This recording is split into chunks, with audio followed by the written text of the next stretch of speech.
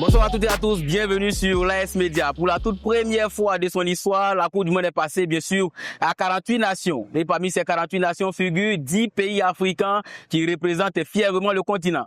Dans ce numéro, bien sûr, du décryptage, nous allons donc essayer d'analyser, de décrypter les premières prestations des pays africains sur la scène internationale. Abdoul Koulibaly est avec moi, bien sûr, pour parler de ces sujets. Abdoul, bonsoir. Bonsoir Ange, bonsoir très chers abonnés de l'AS Média. Nous sommes encore une fois là pour parler cette fois-ci des nations africaines durant ce mondial 2026. Abdoul, bien sûr, aux couleurs de l'équipe nationale de Côte d'Ivoire, visiblement bien heureux de la victoire sur l'Équateur. Ouais, évidemment, c'était la première victoire africaine.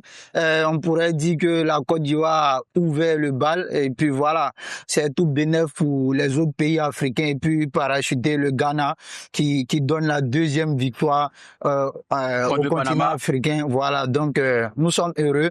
Tant pour la Côte d'Ivoire, pour le Ghana et ces pays africains qui ont fait des matchs.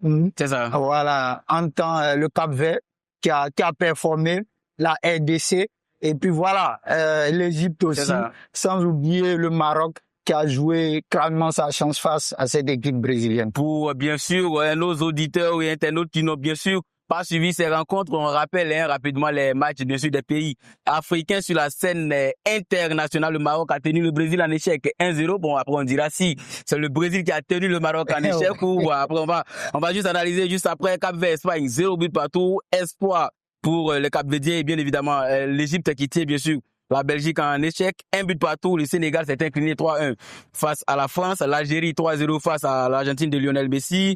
La RDC, la République démocratique du Congo, qui a tenu le Portugal de Cristiano Ronaldo en échec, et le Ghana qui s'est imposé contre le Panama. La Côte d'Ivoire s'impose également contre bien sûr l'Équateur. Globalement, le résultat est satisfaisant sur la scène continentale. Ouais, avec 2 victoires, 4 nuls et 4 défaites. Je pense que c'est satisfaisant. Point de début. Et puis voilà, il y a certains représentants africains qui reviennent sur la scène internationale, tels que la RDC. Bon, on dira pas la RDC, mais autant c'était le Zaïre. C'est ça. Voilà, là c'est la RDC pour la toute première fois qui engrange son premier point avec cette jolie tête de Vissa. Et puis voilà, Cap-Vert qui fait sensation avec Vozinha qui termine homme du match. Extraordinaire. Le gagnant de 40 ans. Ouais, justement, qui passe des milliers d'abonnés à plus de millions d'abonnés sur son compte Instagram. C'est la magie aussi de ce mondial. Et bien sûr, la magie de ce mondial. On va dire quel bilan on peut tirer globalement de ces prestations des pays africains? Je parle déjà du Ghana, de l'Égypte, du Maroc. Voilà, on tire quoi comme bilan concrètement après cette prestation? Bon, je pense que le bilan, il est déjà satisfaisant. Et puis voilà, nous engrangeons des points, même si certaines nations n'ont pas pu engranger des points avec des défaites, mais je pense qu'ils vont se reprendre lors des prochaines journées.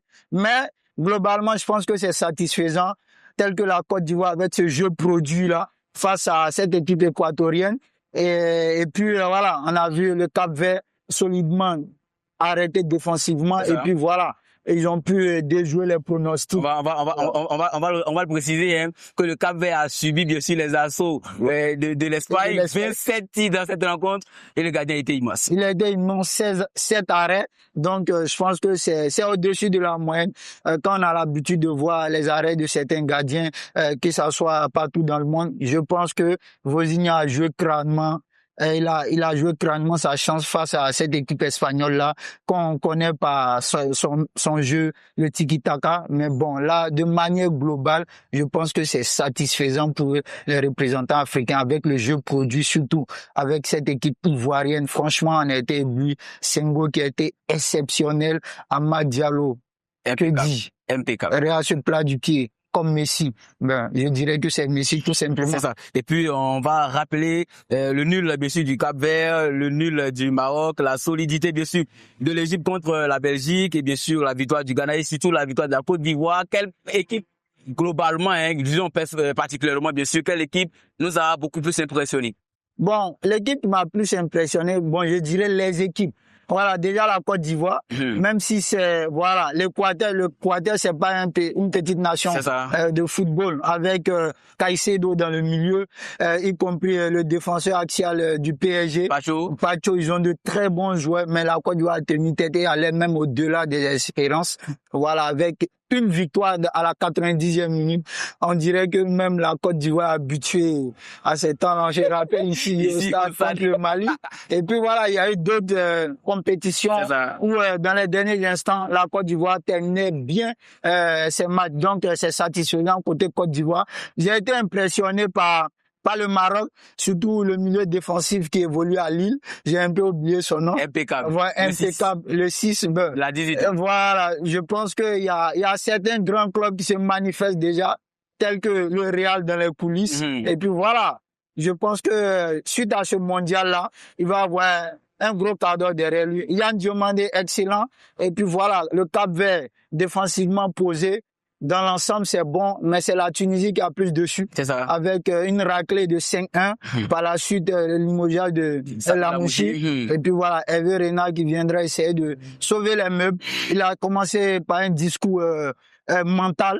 Il a tout donné. Voilà, quand on connaît un peu ses qualités de management, peut-être il pourra un peu booster cette équipe-là pour que la prochaine journée puisse s'en sortir au moins avec un match. Abdoul, est-ce à la place, disons, on met Abdoul à la place d'Hervé Renard, est-ce qu'on vient tout de suite dans cette équipe tunisienne là? Parce que une défaite, c'est vrai, mais après, c'est pas lui qui a convoqué ces hommes, en quelque sorte. Vous savez, il y a des compétitions, ça ne se refuse pas. La Coupe du Monde. Voilà, c'est un coach ambitieux. Je pense qu'il a sa 3e ou 2e Coupe du Monde. Il a fait sensation. 3e, voilà. Il a fait sensation avec l'Arabie Saoudite, où ils ont battu même le champion en titre d'antan, qui est l'Argentine. Et puis voilà, je pense que ça se refuse pas. Il vient, il fait ce qu'il peut. Et puis, comme la fédération, le gouvernement tunisien l'a si bien signifié, après ça, on s'assoit, on parle de projets à long terme. C'est ça. Tout de suite, c'est là, c'est essayer de sauver les meubles, de ne pas être ridicule. Et puis voilà, peut-être sortir par la bonne porte.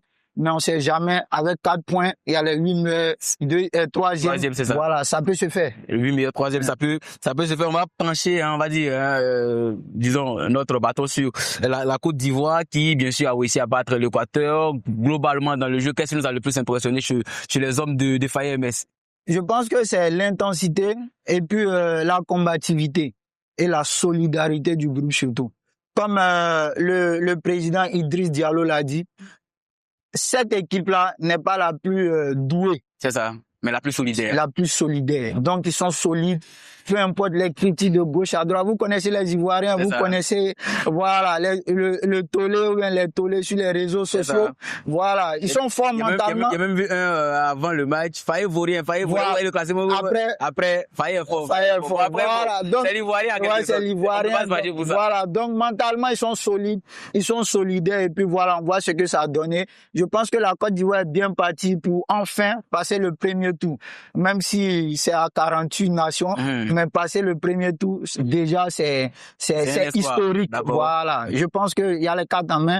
La prochaine journée, c'est l'Allemagne. Essayer de minimiser ou bien gagner même cette équipe allemande-là, parce que la Côte d'Ivoire les armes entre les mains, et puis voilà, bien terminer en beauté face à Curaçao. Et bien sûr, l'Allemagne qui a martyrisé, on va dire ça comme ça, Curaçao, bien sûr, 7-1 après 7-1 contre le Brésil. Bon, ils sont habitués à mettre ces buts-là. La Côte d'Ivoire qui vient affronter cette équipe-là, est-ce qu'en quelque sorte, on doit craindre beaucoup de choses côté allemand?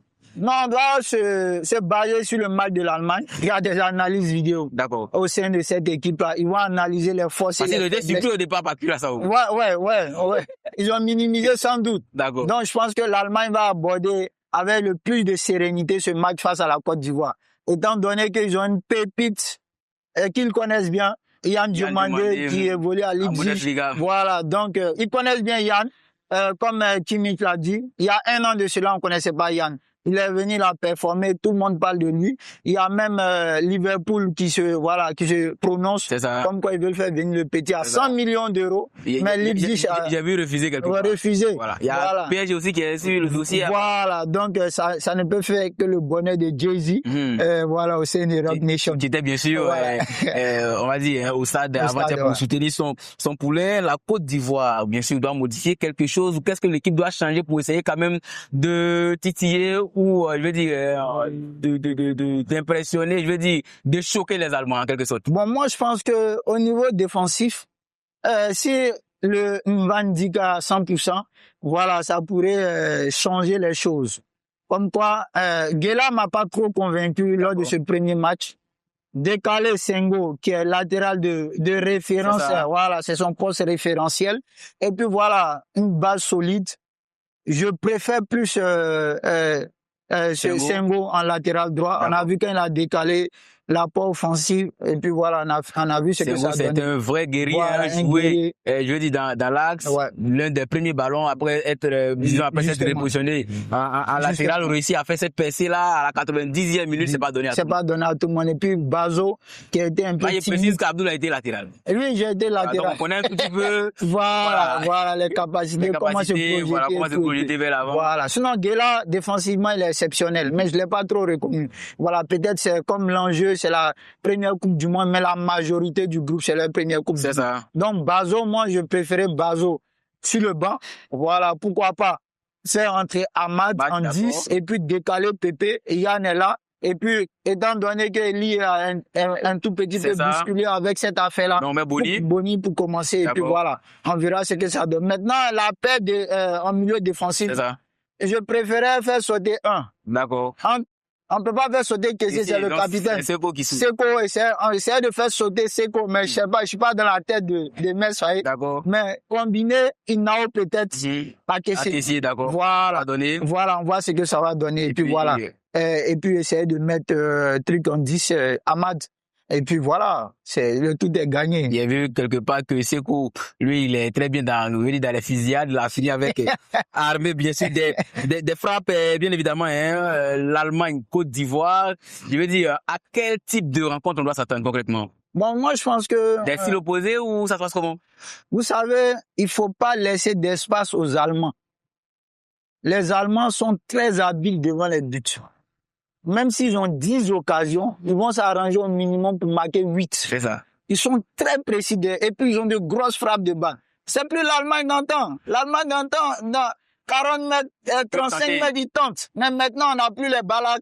On n'a plus les Podolski. On n'a plus de Franks. Voilà. Donc, je pense que cette Allemagne essaie de construire, mais surprend aussi pas de frappe lointaine. De frappe on connaît les qualités de frappe aussi, comme des gars comme Thomas Müller, les Kimmich, Moussiala aussi qui a une très bonne patte. Voilà, mais Moussiala c'est plus l'animateur de jeu, quelqu'un qui mais il peut tenter, quand ça ressort en dehors de la surface d'opération, c'est mal dégagé. Voilà, ils sont bien précis dans ces zones-là. D'où l'introduction d'Inao, parce qu'Inao est jeune, il comprend le jeu. Il anticipe plus. Voilà, il anticipe plus et il court, il colmate beaucoup les espaces. Parce que c'est un style de mec à l'Angolo Kanté, à la Caicedo même. Vous voyez Caicedo qui s'est marché sur Inao.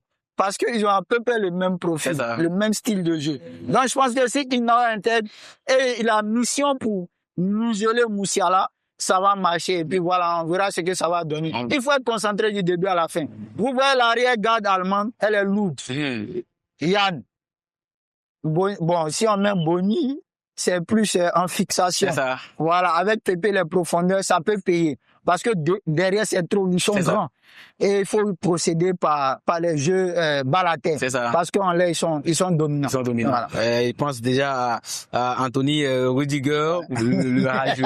Voilà. Nos défenseurs ont beaucoup à faire. Ouais, Jonathan Tah également. Aussi, voilà. Nos défenseurs ont beaucoup à faire. Disons, nos ailiers. Les ailiers, ouais. Non, c'est possible. C'est possible. C'est possible. En fait, c'est de passer sur les côtés.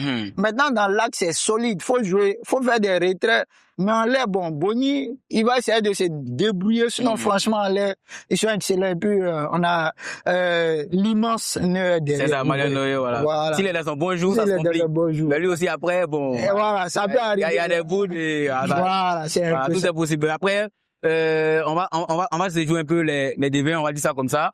On va essayer de se projeter un tout petit peu dans la tête de Mesfaye. Actuellement, quel 11 il peut préparer concrètement? Bon, moi, le 11... Il est toujours imprévisible. Ouais, ça, il est imprévisible, voilà. Moi, mais je pensais pas que Bazo allait commencer. Ben, il sort de nulle part, Bazo a commencé et tout et tout. Bon, si moi, j'étais Faye, en défense, déjà dans les cas, je mets Yaya, exceptionnel lors du premier match. Voilà, de gros arrêts. Latéral droit, je mets Senghor. Dans l'axe, si Ndika est de retour, je mets Ndika avec... Agbadou, pourquoi pas? Ouais, Agbadou parce qu'il a bien joué son match. Latéral gauche. On met Ghislain, voilà, parce que offensivement, il apporte un peu, mais défensivement, il est lent. Sinon, Opéry, offensivement, c'est exceptionnel, mais derrière. Défensivement, c'est pas ça. C'est pas ça. Donc, finalement, il faudrait qu'on... Voilà, on sécurise derrière d'abord. Maintenant, au niveau du milieu, bon, on peut mettre de base. D'accord. On met Kessé, Inao. D'accord. Voilà, Inao va faire un peu la liaison, le flux et le reflux, parce qu'il a encore de l'énergie à revendre. Voilà, et puis devant, on met Hamad Diallo. D'accord. Sur le côté Yann, Pépé, et puis Boni ou Eli Wahi, parce qu'il a pu obtenir le visa finalement grâce à monsieur Diallo, voilà, qui a joué d'une diplomatie exceptionnelle. Donc, je pense que, voilà, on peut mettre Eli. Si on met Eli, c'est plus dans les espaces. Mais si on met Boni, c'est plus un attaquant de fixation, donc il va lutter dans les airs. C'est ça. Voilà. Mais il est aussi bon balle au pied. Mais il est grand temps de le lancer, de le jeter à l'eau. C'est ça. Il est grand temps parce que le match contre la France, il a également fait une bonne entrée, il faut le dire. Abdoul, on va essayer quand même d'aller un tout petit peu, hein. On sommes à la fin de l'émission. On va essayer de prédire des scores, bien sûr, pour la Côte d'Ivoire et bien sûr, l'Allemagne. On voit qui s'imposer ou comment on analyse. On est un peu dans l'imagination peut-être, mais peut-être, voilà, dans les analyses. Bon, dans les analyses, en toute franchise, le meilleur résultat que la Côte d'Ivoire pourrait avoir, c'est un nul. D'accord. Voilà. Sinon, avec cette équipe allemande, mais avec ce regain de confiance, je pense que depuis la préparation, la Côte d'Ivoire a battu toutes les équipes européennes. Voilà. Et même a terminé par cette victoire face à Philadelphie, la réserve. Donc, là, c'est la 5e victoire d'affilée. Donc, il y a une confiance. On se rappelle même que la Côte d'Ivoire avait battu l'Uruguay. C'est ça. Donc, du coup, il y a cette confiance-là. Il faut préserver. C'est possible de battre l'Allemagne. Je vois victoire ou nul pour la Côte d'Ivoire face à l'Allemagne. Mais il faut faire très attention. Comme je le dis, l'Allemagne, c'est une machine. Voilà. Franchement, il faut pas donner d'espace aux Allemands. Clinique, si ils sont très précis devant. Vous voyez le match passé, c'est la baraka de Fofana. Il y a plus de 4 poteaux. J'espère que là où il a dormi, il va dormir encore. Voilà, parce que les Allemands sont très habiles. On voit ce match-là 7-1. On a vu la raclée contre le Brésil. Devant le public 7-1. Et puis voilà. Donc il faut être sérieux dans le match. Je pense que les psychologues du staff sont avertis, ils savent. Emes Faye connaît cette équipe-là. Guy Demel, on n'en parle pas. Yann pourrait donner quelques topos, comme on le dit dans notre jargon. C'est ça. Voilà, pour évoluer avec ces Allemands-là en championnat. Donc, je pense que... Bazo aussi, hein? Bazo, et puis il y a Eli même qui est passé là-bas. Voilà. Donc, ils se connaissent régulièrement. Et puis voilà, on va prier Dieu que Ta ne soit pas dans ses bons jours, Lidigue, qui va découper les gens, trouver un pénalty. Voilà, bien placé. J'espère qu'Ahmed va commencer. J'espère. Mais bon, après tout, c'est Emes qui a le dernier mot. Il sait quand il faut le faire rentrer. Et quand il rentre, il confirme. Voilà, c'est le facteur X, on peut le dire, qui est remplaçant de tous. XXL. Voilà. Merci Abdoul d'avoir répondu à toutes ces questions. Nous sommes à la fin de l'émission. Un mot de fin rapidement avant de conclure. Ouais, c'est un réel plaisir de revenir encore, voilà, parler des décryptages du mondial et puis voilà, on va donner tout pour donner le meilleur de nous-mêmes par rapport au décryptage, tout et tout, voilà. Et puis essayer de pousser les éléphants à aller à la victoire et puis les 9 autres équipes africaines. Donc bonne chance à toutes ces équipes africaines là et puis voilà. On sera encore au stade pour essayer de prendre quelques actions, des impressions, des insides. Voilà. Bienvenue. Allez, merci à vous, chers internautes, de nous avoir suivis pour cette édition, pour ce numéro du décryptage. Nous avions parlé, bien évidemment, des performances des pays africains à cette Coupe du Monde 2026 qui se tient au Canada, au Mexique et bien sûr aux États-Unis de Donald Trump. Voilà. On va pas rentrer dans la politique, dans la diplomatie, mais voilà. On va le faire ainsi. Et puis, voilà, la Côte d'Ivoire joue samedi 20 juin 2026 à 20h GMT, un signe, 20h, on ne sait pas. Voilà. Donc, on souhaite vivement la victoire de la Côte d'Ivoire face aux Allemands. Ça sera un grand espoir, mais c'est pas impossible pour Faye Emes et ses hommes. Allez, portez-vous bien. On se retrouve très bientôt pour d'autres numéros du décryptage.